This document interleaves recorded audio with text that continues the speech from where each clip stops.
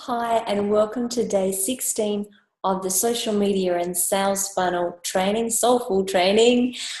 Today, I want to talk about content creation or keeping up with content creation. And in the comments section down below, you will see a link to a blog post that will help you further with lots more tips than what I'm going to give you here in the video. But I just want to briefly go over, content creation can create a lot of overwhelm for people, particularly if you're not naturally inclined to do lots of writing. So for me, obviously, as I've mentioned before, I was a journalist for 16 years, so I was writing 6 to 10 stories a day. So writing came quite easily, and I've also done the biography of a Tasmanian couple as well who were significant business owners in Tasmania. So for me, all the writing side of things is an easy thing to do, and I realize that it doesn't come naturally to everyone. So you need to find a way to be able to create content that's going to create more ease in your life than sitting there with a blank screen and spending 3 hours just trying to get your first sentence out. And you know, I've been there too. It happens to me, even if I can even if writing does come more naturally to me than you, for example. But today I just want to give you a few tips and a few tools that you can be using. So first of all is to find the style that suits you best. Now, if you can't write, or if you find writing difficult, then find another means. If you find it easier to sit in front of a camera and just talk, do that and then get someone to transcribe it. Same with audio. If you've got a phone and you can just pick up the phone and start talking into the phone, into the audio section, email that to someone to transcribe for you. I think there's things like Transcribe Me or transcribe.me. There's lots of different things like that that cost you a couple of cents for a few minutes of transcribing, so it can be super cheap, or like $1 a minute or something like that.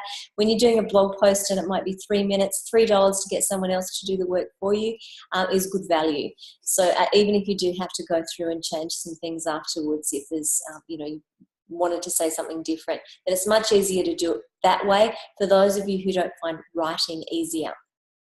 Now, the other tip, and probably my biggest secret, I do actually do a 12-month blogging plan, the things that I want to get across throughout a year, but I don't always go to the plan. I like the fact that I have a plan, but I like the fact that I also make things flexible for myself.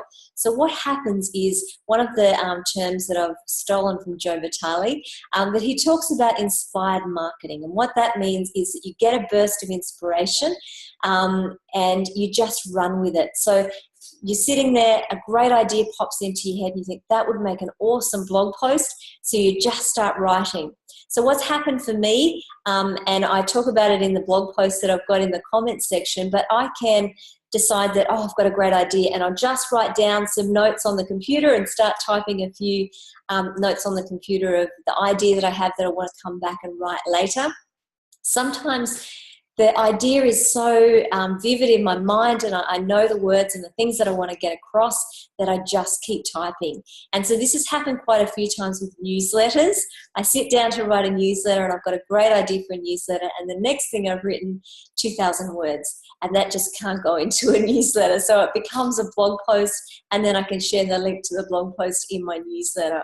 So one of my big secrets is to actually use inspired marketing. When the inspiration comes, run with it, because the other side of the coin of that is that if I decide that I strategically want to write a specific piece of content, and I spend a week writing it and uploading it and getting all the bits and pieces together, and the whole thing feels hard work, when I go to promote it, I get very little traffic for that blog post. But the inspired marketing one, the one that just rolled off without much thought, of course, you can always come back and edit things to make them make sense.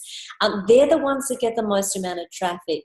And the other point, I guess, if you are doing writing, or even if you're doing video or audio, is to not edit yourself, self-edit as you're doing it. Make all the mistakes in the world as you're going along, and then come back and edit later. That's another little tip. The more you stop yourself and correct your mistakes, the less you, or the more you get out of flow.